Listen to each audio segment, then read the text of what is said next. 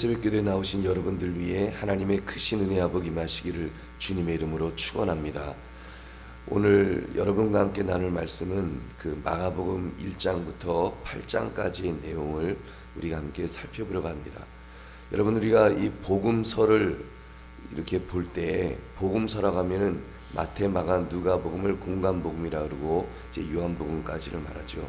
우리가 복음서를 연구할 때 어떻게 연구할 것인가 할 때 첫 번째 질문이 마태복음이 제일 먼저 위치해 있으니까 마태복음부터 해야 하는가, 이런 질문이 있습니다. 두 번째 질문은 한 복음서, 이 마태복음을 제대로 공부한다면 구태여 다른 복음서를 반복할 필요가 있는가, 이런 생각도 우리가 가질 수가 있습니다. 그래서 나온 생각이 사복음서를 동시에 모두 연구할 수는 없는가. 그래서 이제 마태, 마가, 누가, 요한복음을 가지고 단일한 줄거리를 만들려는 시도를 했는데, 이렇게 했더니 소득보다는 읽는 것이 더 많았다는 것입니다. 왜냐하면 그렇게 했더니 각 복음서가 제공하는 특징들이 상실되었기 때문이라는 것입니다. 이런 내용입니다. 예수님의 인격과 사역은 무수히 많은 이 단면들을 지닌 아름다운 다이아몬드와 같다는 것입니다. 각 복음서 기자는 하나의 다이아몬드의 특별한 단면들에 이렇게 집중해서 어떤 마태복음은 오른쪽 단면을 이렇게 보여준다면 이 누가복음은 왼쪽 단면을 보여주고 이런 식으로 각 단면들의 그 특별한 그런 부분들을 집중하고 있다는 것입니다. 그래서 특별한 어떤 은혜를 얻을 수 있다는 것입니다. 그래서 각 복음서 기자가 각자의 복음을 기록한 목적은 완전한 설명을 제시하는 것이 아니라 믿고 생명을 얻게 하려는 것, 우리의 신앙을 위해서, 우리가 신앙적으로 하나님을, 예수님을 더 잘 알아나기 위해서 그렇게 어떤 한 부분을 집중해서 우리에게 보여주고 있다는 것입니다. 그래서 우리가 오늘은 이 크로스웨이 성경 연구 이 저자는 마가복음에서 이제 이 공부를 시작하자고 말합니다. 마가복음에서 시작하는 이유는 이 마가복음이 맨 먼저 제일 처음으로 기록되었기 때문이라는 것입니다. 마가복음이 마태복음과 누가복음의 기초 역할을 했다는 것은 이렇게 많이 그 학자들의 연구에 의해서 많이 이렇게 밝혀진 바가 있습니다.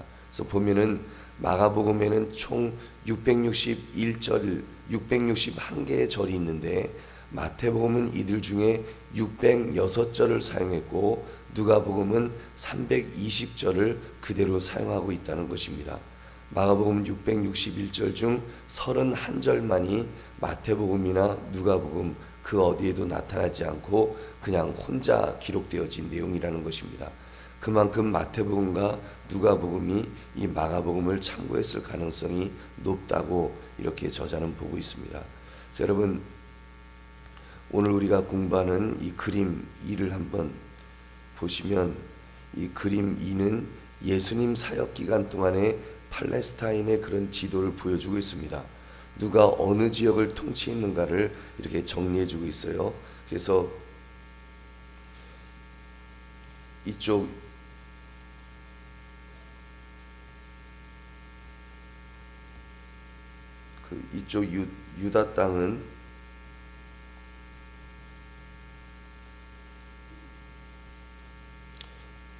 유다 땅은 여기 보시면 이쪽 유다 땅은 본디오 빌라도가 이렇게 통치를 했고, 그 갈릴리 지방은 이 갈릴리 지방은 갈릴리아 베레, 헤롯 안티파스는 이 갈릴리와 베레아 지역 이쪽을 갖다가 통치했음을 알 수 있습니다.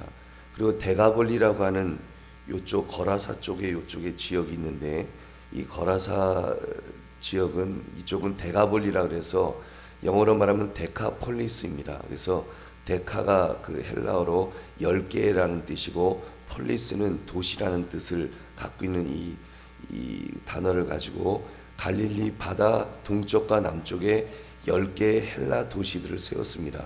그래서 이거는 유대 땅에 있지만 헬라 도시로 세웠기 때문에 이렇게 자치도시로서 유대인들과 같은 토착민들을 견제하는 데 중요한 역할을 했다는 것입니다. 그리고 이쪽 위쪽으로는 이제 빌립이 이두레 지역을 통치한 것을 볼 수 있습니다.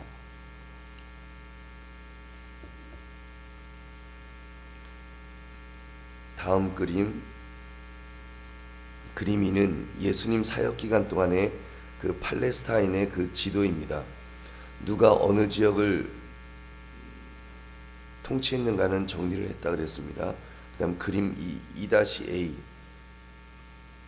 이 그림을 보시면 예수님 사역을 보여주는데 그 1번 문제와 이제 연관이 되어 있는 그런 내용입니다.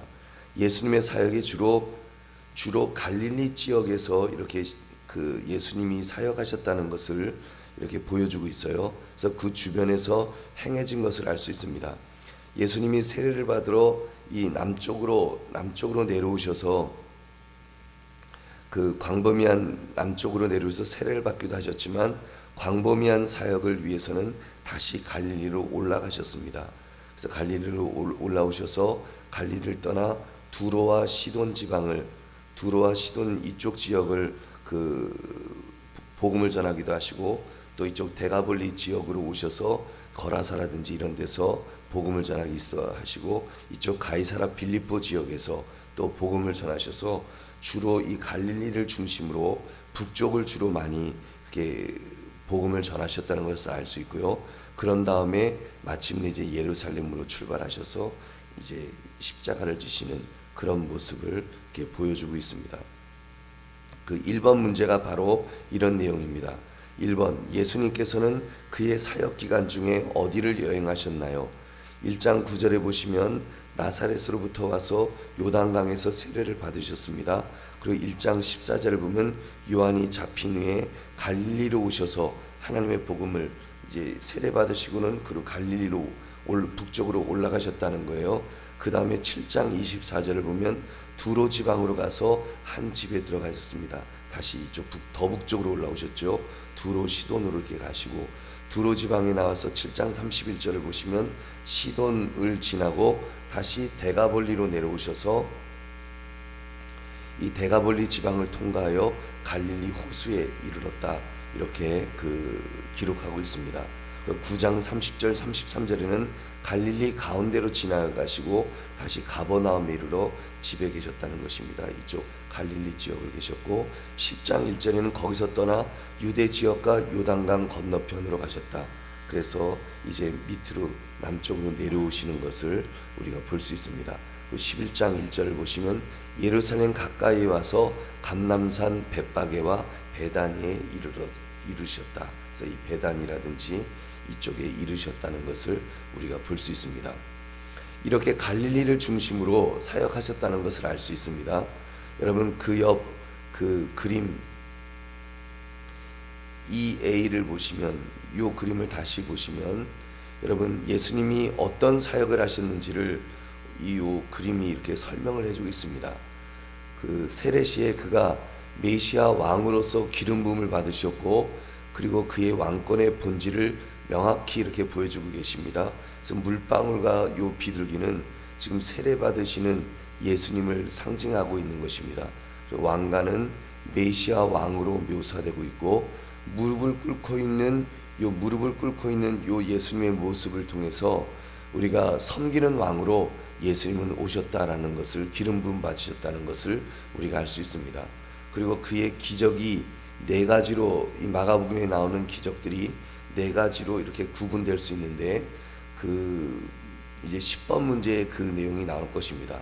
첫째는 이사야의 표적들이 나오는데 지팡이를 감은 구리뱀이 이제 그것을 상징하고 그 다음에 자연에 대한 이적들이 나와서 폭풍으로 넘실거리는 파도 이제 바다를 잔잔케 하시고 하신 그런 이적들을 보여주고 있고 귀신의 영역들에 대한 이적으로 지금 귀신을 쫓아내신 그런 거를 사단의 이 얼굴을 통해서 이렇게 보여주고 있습니다.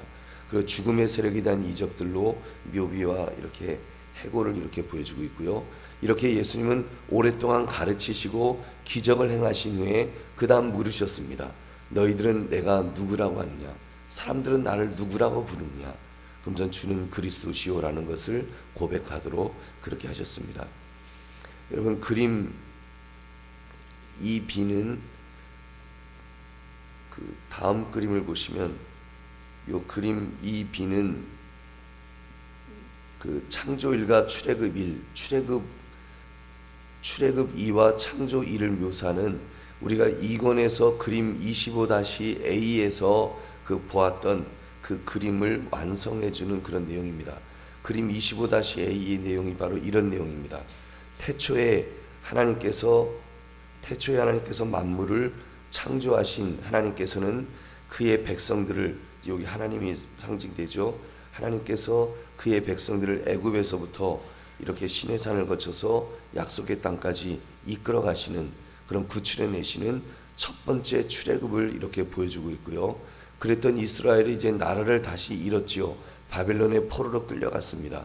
하나님은 그런 그들을 돌아오게 하셨고, 이제 이 바벨론에 지금 끌려간 거예요. 여기 보면 쇠사슬이 있죠. 바벨론에 끌려간 이들을 다시 돌아오도록 하시는데, 그때 이제 이 백성들이 하나님을 향해서 손을 들면서 하나님을 찬양했다고 하는 그런 내용들이 이렇게 지금 이 그림에 보여주고 있고요. 돌아온 후에 그 땅에 새로운 에덴 동산을 그 하나님께서 그 에덴으로 바꾸실 것이다. 그래서 두 번째 창조라는 그런 말을 이제 하는 것입니다. 지금 그 내용이 요 첫 번째, 두 번째 그림이고, 그 마지막 그림이 이런 첫 번째, 두 번째 하나님의 그런 그 창조와 그리고 그 출애굽의 사건을 완성시키신 내용이 바로 이 마지막 그림인 요 그림입니다. 이 밑에 있는 요 그림을 이렇게 자세히 보시면, 예수님께서는 인간을 이 사탄, 뭐 죄 또는 죽음, 속박, 이런 것에서부터, 그 속박 상태로부터 구출해 내신다는 것입니다. 이렇게 구출하시기 위해서 예수님께서 하신 일은 그 세례를 통해 그의 구원 사역에 초대를 하시는데, 이제 예수님께서는 십자가에서 죽으시고 부활하셔서 다시 우리의 섬기는 이제 왕으로 오신 그 예수님께서 이런 역할을 감당하시고, 우리를 어디까지 이끌어 가시는가 하면 섬기는 종으로 우리를 이끌어 가실 때까지 이렇게 하나님께서는 우리를 붙들어 주신다는 것입니다. 그래서 여기 이 동그라미가 두 개 있는 것은 예수님을 상징하는 것이었고, 지금 여기 무릎 꿇고 있는 이 사람은 동그라미가 한 개예요. 그거 보면은 그 우리 인간을 가리키는 것입니다. 그래서 예수님께서는 이렇게 우리를 자신을 섬기는 삶에서 벗어나 하나님의 종으로서의 삶으로 부르신다는 것을 이렇게 전체적인 그림에서 보여주고 있습니다. 우리 다시 문제로 넘어가셔서 2번, 예루살렘에서 내려온 사람들이 예수님께서 무슨 영에 사로잡히셨다고 하였나요? 우리 3장 22절 한번 보세요. 마가복음 3장 22절을 보시면, 우리 같이 읽어볼까요? 시작. 예루살렘에서 내려온 서기관들은 그가 바알세불이 집혔다 하며 또 귀신의 왕을 힘입어 귀신을 쫓아낸다 하니, 보시면 그런 내용이 나오죠. 그러니까 예수님에게는 사실 예루살렘은 적대적인 도시였습니다. 예수님께서 예루살렘을 향하셨을 때 그는 자신이 위험한 도시로 가고 있다는 것을 알고 계셨습니다. 아마 다른 어느 도시보다도 가장 예수님을 많이 핍박한 도시가 바로 이 예루살렘이라고 할 수 있는데, 그는 그 도시에 적대자들이 살고 있으며 그를 죽이려는 음모가 진행되고 있음을 잘 알고 계셨습니다. 그래서 그런 도시였기 때문에 예수님께서 이제 그곳에서 이제 이적을 베푸시니까 예수님을 향해 바알세불을 집혔다. 그 바알세불의 초능력, 악의 초자연적인 능력 아래 사로잡혀 있고, 그렇게 한마디로 사탄에게 지금 붙들려 갖고 그런 일을 하고 있다라고 그렇게 비난했던 것입니다. 예수님을 악의 화신으로 그렇게 보았습니다. 3번에 보시면 마가복음은 단 한 번만에 유월절을 언급하고 있습니다.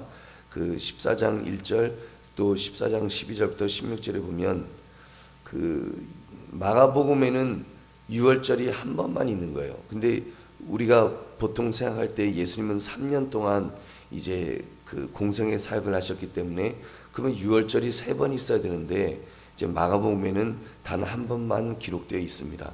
이러한 사실은 그의 사역 기간에 관하여 어떤 인상을 줄 수가 있습니까? 보면은 마가복음을 보면은요, 예수님이 굉장히 바쁘시게 사역하는 모습을 볼 수 있습니다. 예수님께서 바쁘게 기도하시고 바쁘게 사역하시고 빨리빨리 이렇게 움직이시는 그런 모습을 이렇게 볼 수가 있어서 마가복음은 이 섬기는 왕으로 오신 예수님의 모습을 그 종으로 오신 그런 예수님의 모습을 많이 강조하고 있는 것을 볼 수 있습니다. 뭐 예를 들면 마태복음은 왕으로 오신 예수님의 모습을 좀 더 강조했다면 마가복음은 이렇게 섬기는 종으로 오신 그런 예수님의 모습을 더 강조한 것처럼 보입니다. 비번에 보시면 요한복음은 이 문제에 관하여 어떤 인상을 주나요? 요한복음에는 이제 유월절 절기가 이제 3번 다 이렇게 나오는 것을 이제 우리가 이렇게 볼 수가 있습니다. 우리 4번으로 넘어가셔서 1장 1절에 나오는 복음이란 용어의 의미는 무엇입니까? 여러분 1장 1절 그 하나님의 아들 예수 그리스도의 복음의 시작이라 이렇게 마가는 시작하죠. 그래서 하나님의 아들 예수 그리스도의 기쁨의 좋은 소식의 시작이다 이런 말로 확대시켜 볼 수도 있을 것입니다. 좋은 소식은 예수님께서 가져오셨고 또한 예수님에 관한 것입니다. 그래서 그리스도 메시아 기름 부음을 받은 자인 그가 유대인들이 여러 세기 동안 고대해 왔던 이제 새로운 시대를 열 것이다. 메시아가 이제 오셔서 그들에게 이 기쁨의 좋은 소식이 더 이상 기다릴 필요가 없는 이제는 메시아 시대가 도래했다라는 것을 지금 이 마가가 선포하고 있습니다. 5번에 보시면 마가복음 1장 3절은 이사야 40장 3절을 인용합니다. 마가복음 1장 3절 우리 같이 읽어보겠습니다. 시작. 광야에 외치는 자의 소리가 있어 이르되 너희는 주의 길을 준비하라 그의 오실 길을 곧게 하라 기록된 것과 같이. 아멘. 바로 이 내용이 이사야 40장 3절에 외치는 자의 소리여 이르되 너희는 광야에서 여호와의 길을 예비하라 사막에서 우리 하나님의 대로를 평탄하게 하라. 이 지금 말씀을 지금 기록된 말씀을 예수님께서 지금 인용하고 있는 것입니다. A 보시면 이사야는 어떤 상황에 대하여 이 말씀을 하고 있습니까? 여러분 이사야는 이 말씀을 보면 지금 너희는 주의 길을 준비하라 그의 오실 길을 곧게 하라 이것은 사복음서에 모두 발견되며 도래하게 될 의미심장한 예수님의 사역을 지금 정의하고 있습니다. 이사야는 바벨론에 사로잡혀간 포로들에게 처음으로 지금 이 말씀을 외쳤습니다. 그는 하나님께서 포로 상태에서 그들을 구출하셔서 그들의 고국으로 인도하시리라는 것을 그들에게 지금 확신시켜주고 있는 것입니다. 그래서 이제 너희들을 구원할 구원자가 오셔서 너희들을 구원해 주실 것이다. 이것을 지금 이사야는 말하고 있습니다. 그리고 B번 보시면 이 말씀이 마가복음에서 사용될 때는 무슨 의미를 지니나요? 여러분 하나님께서 그의 백성에 대한 크고도 최종적인 구출을 수행하려 하신다는 것이었습니다. 여러분 그림 2를 다시 보시면 그림 2를 다시 보시면 그들은 그 애굽 아수르 또는 바벨론이 아니라 그 죄, 사탄, 죽음 이런 그 죽음의 세력에 사로잡혀 있다는 것입니다. 애굽이나 아수르나 그런 어떤 국가적인 것에 그렇게 눌려 있는 그것이 중요한 것이 아니라 사실 그 마가복음 당시에도 그 로마의 유대 나라가 지금 속박되어 있는 그런 지경에 있었죠.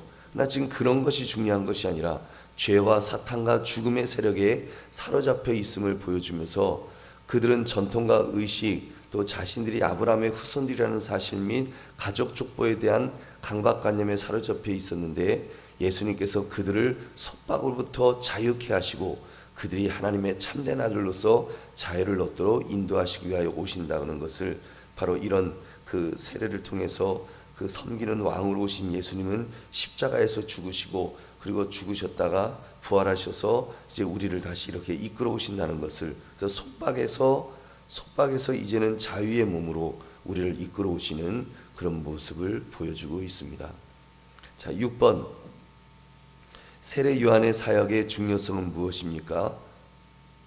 우리 한번 1장 4절부터 9절까지 우리 같이 우리 한 절씩 읽겠습니다. 제가 4절 읽겠습니다. 세례 요한이 광야에 이르러 죄 사함을 받게 하는 회개의 세례를 전파하니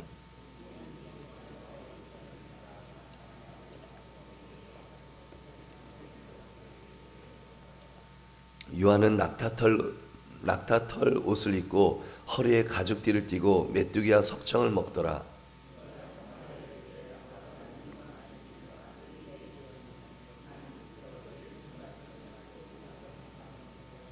나는 너희에게 물로 세례를 베풀었거니와 그는 너희에게 성령으로 세례를 베푸시리라.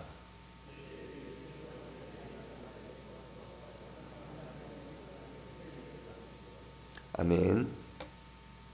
그 예전에 말라기가 예언하였듯이 한 사람이 이제 메시아의 길을 예비하기 위해 보냄을 받았다는 것을 지금 보여주고 있습니다. 그래서 세례 요한은 하나님께서 그의 백성을 다시 새롭게 하시고 그들을 자신에게 더 가까이 이끌기 위하여 그들을 불러내신 광야, 곧 기다림, 새로운 시작의 장소에서 이제 그의 사명을 이제 수행을 합니다. 그래서 상당히 많은 사람들이 세례 요한의 외침을 듣고 와서 세례를 받습니다. 그 참 보통 전통적으로는 이방인들이 유대교로 개종할 때 세례를 받는데 이렇게 유대인들이 이렇게 세례 요한에게 말없이 세례를 받았다는 것은 굉장히 놀라운 일입니다. 그래서 그는 예수님의 길을 예비하였다고 했습니다. 그래서 그 뒤에 오실 분은 더 위대한 분이다. 그래서 그 세례 요한은 그의 종이 되어서 그를 위한 그런 의무들을 이제 물로 세례를 주었으나 이제 예수님은 성령으로 세례를 주실 것이다. 이런 내용들을 지금 담고 있습니다. 7번 보시면 세례 시에 예수님께 부여된 역할은 무엇이었습니까? 우리 1장 11절 같이 읽겠습니다. 시작. 하늘로부터 소리가 나기를 너는 내 사랑하는 아들이라 내가 너를 기뻐하노라 하시니라. 아멘. 너는 내 사랑하는 아들이라는 말씀은 시편 2편 7절의 내용을 반영하는 것입니다. 이 시편은 고대 이스라엘에서 다윗 혈통 출신의 왕의 대관식에 사용되었습니다. 예수님의 세례 시에 울린 음성은 하나님께서 그의 약속을 지키사 다윗 혈통이 소멸되지 않게 하셨음을 지금 선언하고 있습니다. 그다음 8번 보시면 마가복음의 시험 기사의 간결성을 어떻게 설명할 수 있습니까?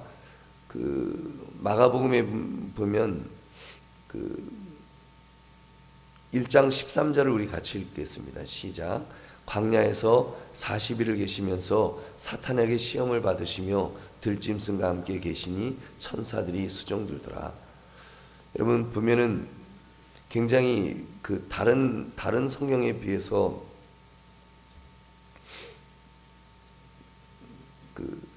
이 예수님이 시험 받으신 이 기사가 굉장히 간단하게 이렇게 설명되어 있습니다. 그래서 어떤 이들은 이 구절을 회복된 낙원이라는 견지에서 메시아 시대의 도래에 대한 언급이라고 생각했고, 또 어떤 분들은 새로운 아담이 우주적인 규모로 자연계를 다시 지배할 것이라고 생각했고, 또 어떤 이들은 이 구절을 예수님께서 그의 사역 전체를 통하여 유혹의 광야에 거하시며 사탄과의 결투에 임하게 될 것을 시사한 것이라고 생각했다는 것입니다. 그래서 그 마태복음이라든지 누가복음에는 사탄이 시험한 후에 예수님을 떠났다라고 이렇게 기록되어 있습니다.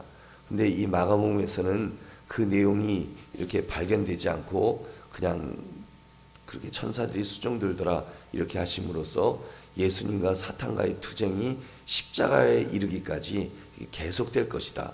그래서 예수님이 계속해서 사탄과 이제 그 싸우시는, 그래서 십자가 지실 때까지 계속하여 투쟁하시는 그런 모습을 이 마가복음에서 이 간결하게 지금 시험 기사를 간결하게 그 기록함으로써 우리에게 보여준다는 것입니다. 9번 보시면 예수님께서 선포하신 첫마디 말씀의 중요성이 무엇입니까? 1장 15절 말씀 같이 읽겠습니다. 시작. 이르시되 때가 찼고 하나님의 나라가 가까이 왔으니 회개하고 복음을 믿으라 하시더라. 아멘. 예수님의 메시아 사역은 이 말씀과 더불어 시작되었습니다. 이런 뜻입니다. 너희와 너희 조상들이 고대하던 시대가 도래하였다. 너희의 꿈이 곧 이루어지리라. 하나님 나라가 임하였다. 이 말씀을 하셨다고 해서 그게 뭐 우주적인 소요가 뭐 어떤 어마어마한 예수님이 말씀하시자마자 뭐 하나님의 나라가 우르릉쾅쾅하면서 그렇게 뭐 그 변화가 있었다는 것은 아닙니다. 그러나 무엇이 일어났는가 하면 참된 이스라엘이 새로운 백성으로 그분 주변에 모여들기 시작했습니다. 그래서 사람들이 이제 그들 예수님 주변으로 모여들고 베드로, 안드레, 야고보, 요한 같은 그런 사람들이 그 나를 따르라 할 때 예수님을 따르게 되는, 그래서 이제 하나님의 나라가 시작되는 것을 이렇게 보여주고 있습니다. 그 10번 예수님께서는 어떤 이적들을 행하셨습니까? 우리 그 A번을 보시면 예수님께서 귀신들을 내어 쫓으시는 그런 것들이 뭐 1장 21절, 32절, 34절, 39절 이런 데 쭉 계속 나옵니다. 그 B번을 보시면 1장 30절, 40절부터 45절, 2장 1절부터 12절까지 이런 데 보면 그 이사야서에 기록되어 있는 것과 같은 표적들이 이렇게 나옵니다. 그래서 맹인의 눈이 밝을 것이며 못 듣는 사람의 귀가 열릴 것이며 그때 저는 자는 사슴같이 될 것이며 말 못하는 자의 혀는 노래하니 이는 광야에서 물이 솟겠고 사막에서 시내가 흐를 것이니라 하면서 이렇게 이사야에서 기록되어 있던 그런 내용들이, 그런 이적들이 이제 일어나는 것을 예수님께서 그런 사역을 하시는 것을 보게 됩니다. 그 C번을 보시면 4장 35절부터 41절, 6장 30절부터 44절 이런 데 보시면 마가는 예수님께서 폭풍을 잠잠케 하셨고 또 그 무리들을 먹이시고 무리를 걷게 걸으셨고 하는 그런 것들을 이렇게 보여주고 있습니다. 그래서 자연에 대한 이적들을 예수님께서 어떻게 행하셨는지 그런 내용들을 이렇게 보여줍니다. 그리고 이제 나머지 D를 보시면 5장 21절부터 24절은 예수님께서 죽은 자를 살리신 그런 사역을 이렇게 보여주고 있습니다. 그래서 이렇게 예수님의 이적은 이렇게 주로 네 가지로 이렇게 요약될 수 있어요. 귀신을 쫓아내시는 것들, 이사야서 기록되어 있는 것과 같은 표적들, 그리고 자연에 대한 이적들, 그리고 죽은 자를 살리시는 그런 이적들로 이렇게 설명될 수 있습니다. 11번에 2장 1절부터 12절에서 예수님은 자신에 대하여 어떤 권위를 주장하셨습니까? 2장 1절부터 12절에 보시면 그 예수님께서 그 중풍병자를 고치시면서 하신 말씀이죠. 그 예수님께서는 자신에게 죄를 용서할 권리가 있음을 이제 주장하였습니다. 그 내 죄 사함을 받았느니라. 그랬더니 누가 능히 죄를 사하겠느냐. 사람들이 이렇게 수덕수덕 이렇게 소리할 때 예수님께서 오직 하나님만이 죄를 용서하실 수 있다는 것을 주장하시면서 이제 예수님께서 죄를 용서할 권리가 있으시다는 것을 이렇게 보여주셨습니다. 그 12번에는 예수님은 안식일 준수에 대하여 어떤 태도를 취하셨습니까? 1장 21절 우리 한번 1장 21절 같이 읽어보겠습니다. 시작. 그들이 가버나움에 들어가니라. 예수께서 곧 안식일에 회당에 들어가 가르치시매. 아멘. 그리고 계속해서 보면은 안식일에 뭐 이삭을 자르는 그런 일이라든지, 그래서 병 고친 그런 일이라든지 이제 그런 내용들을 다루고 있습니다. 예수님은 안식일 준수에 관한 그런 전통적인 그릇된 태도들을 거듭해서 무시하셨습니다. 예수님에게 중요한 것은 의식과 전통의 쇠사슬이 아니었습니다. 사람들의 평안이었습니다. 이러한 태도는 마침내 서기관 및 바리새인들과 정면 충돌을 하게 되는데, 그래서 이제 그들과 이제 부딪히게 되는 그런 일이 벌어지죠. 근데 예수님은 하여튼 그렇게 하셨어요. 뭐 이삭을 잘라서 먹는 제자들을 책망하지 않으셨고, 또 안식일에 병자를 고치시고 하는 그런 일들을 하셨습니다. 13번에 보시면 예수님은 왜 자신을 알아보는 사람들에게 자신의 정체에 관하여 아무 말도 하지 말라고 하셨나요? 1장 34절, 우리 한번 34절만 같이 읽겠습니다. 시작. 예수께서 각종 병이 든 많은 사람을 고치시며 많은 귀신을 내쫓으시되 귀신이 자기를 알므로 그 말하는 것을 허락하지 아니하시니라. 이렇게 예수님은 계속해서 이렇게 자신의 정체에 관해서 말씀하지 못하도록 하셨습니다. 그래서 이런 오히려 감추심을 통해서 예수님께서는 메시아 시대가 도래했다는 것, 그가 참으로 메시아라는 것을 이렇게 밝히기를 원하셨고, 또 그는 자신이 어떠한 성격의 메시아가 되고자 오셨는가를 밝히기를 원하셨습니다. 그래서 유대 사회에서는 로마인들을 제거하고 정치적인 독립을 쟁취하기를 간절히 바랬지만, 예수님은 그런 메시아가 아니라는 것을 이렇게 강조하셨던 것입니다. 그래서 그는 정치적 해방자가 되기 위해 오시지 않으시고 귀신에 사로잡힌 것을 치유해 주시고 사람에게 이방인 지역에 가서 증거하라고 그렇게 명령하고 계시는 것입니다. 그래서 정치적인 메시아가 아니고 그렇게 우리가 조금 전에 보았던 그런 죽음의 속박으로부터, 또는 죄악의 그런 굴레로부터, 또는 이 사탄의 그런 굴레로부터 이제 해방시켜주는 그런 메시아라는 것을 강조하셨습니다. 마지막 14번 보시면 8장 27절부터 30절에서 예수님은 그의 제자들에게 두 가지 질문을 하십니다. 우리 27절부터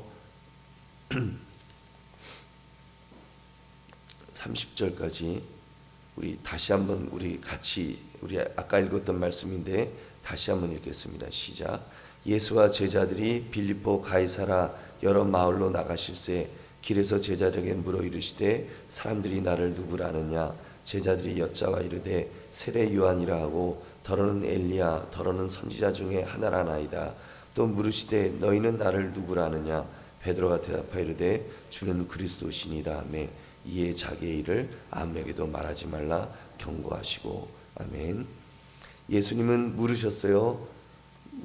사람들이 나를 누구라고 하느냐, 그리고 너희는 나를 누구라고 하느냐, 그렇게 물으셨습니다. 그러면서 베드로의 고백을 했죠. 베드로가 주는 그리스도십니다 라고 그렇게 고백을 했습니다. 여러분, 오늘 이 말씀을 통해서 우리가 앞으로 이제 마가복음 후반절을 우리가 공부할 것이고, 계속해서 우리가 신약을 공부하면서 이 질문을 한번 우리도 던져볼 수 있기를 바랍니다. 우리가 21세기에 지금 신앙생활을 하고 있는데 예수 믿지 않는 사람들에게 세상 사람들이 과연 예수님을 누구라고 하느냐, 예수님을 누구라고 부를 것인가. 혹시라도 예수님 시대 때야 예수님께서 사역을 하셨고, 또 그렇게 예수님이 직접 이렇게 공생의 3년의 사역을 하셨지만, 여러분, 오늘날은 우리가 예수 그리스도의 편지라고 말하고 있습니다. 여러분, 세상 사람들이 예수님을 알 수 있는 방법은 바로 우리를 통해서, 바로 나를 통해서 알 수 있는데, 여러분, 과연 내가 비춘 그런 예수님의 모습은 어떤 모습이었는지, 그래서 여러분, 이 질문을 한번 던져볼 수 있기를 바랍니다.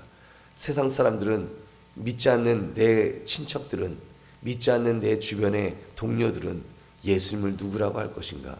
그리고 나는 그 예수님을 누구라고 고백할 것인가?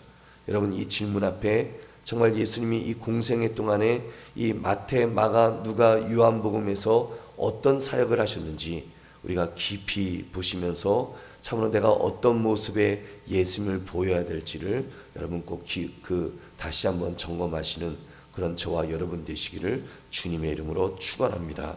여러분, 특별히 요 그림의 마지막에 있는 크로스웨이 적에도 붙어져 있지만, 저렇게 무릎 꿇고 섬기는 왕으로 오신 예수님의 모습을 여러분 깊이 묵상하셔서 정말 우리의 삶 속에서 섬기는 왕으로 오신 그 예수님처럼 우리도 섬기는 종의 모습을 우리가 어떻게 가질 것인가를 다시 한번 결단하시는 저와 여러분 되시기를 다시 한번 주의 이름으로 축원합니다. 기도하겠습니다.